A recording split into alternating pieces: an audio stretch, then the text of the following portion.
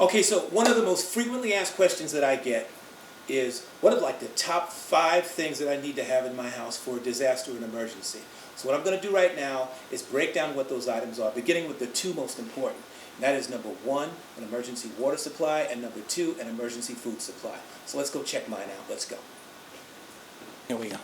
All right, so let's take a look in my kitchen and see what we have with the emergency food supply first. And here's my cupboard. And as you can see, it's stocked to the rim with lots of non-perishable food items. That's basically the kinds of stuff that you don't need refrigeration for, and you don't need to cook it either. That's the best kinds of stuff to have, because you might not have power, you might not have utilities, and the kinds of stuff that you need to have is something you don't need to cook. Also, what? Hungry. I saw some food. Dad. Okay, so, and if you have a teenager, you better have emergency food supply that can last, twice as long. You better have twice as much food because they eat an awful lot. I'd say 2 weeks is the minimum, but a month or more is best. Now, if you look right beneath this, you can see an emergency water supply. Okay, now I have more all over the apartment. Generally speaking, what you want to have is 1 gallon of water per person per day. And you want to be able to have enough water to it last maybe 4 or 5 days a week. And if you have the space, a little bit more. So now let's look at some other areas and see what else we can do. Okay, one of the great things that you can do is to set up a survival corner in your home. I'm in mine right now, and we're going to take a look at my bug out bag, which is right here.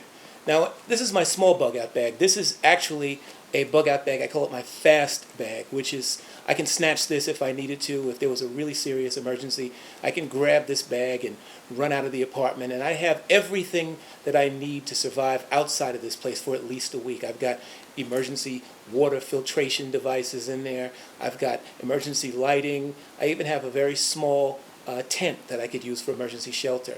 But one of the most important critical things that you've got to have in your homes is a first aid kit, and I have a really good first aid kit in here.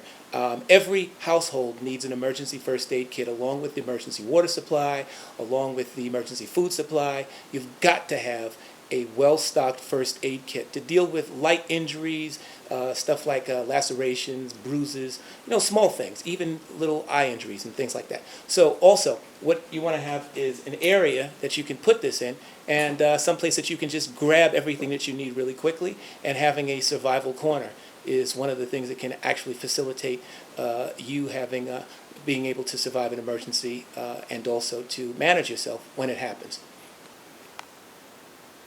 Okay, so there you have it.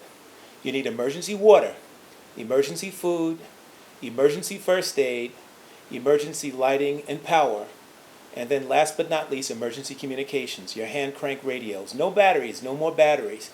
We use hand crank, shake lights. Everything has got to be kinetic at this point because you can't get batteries in an emergency.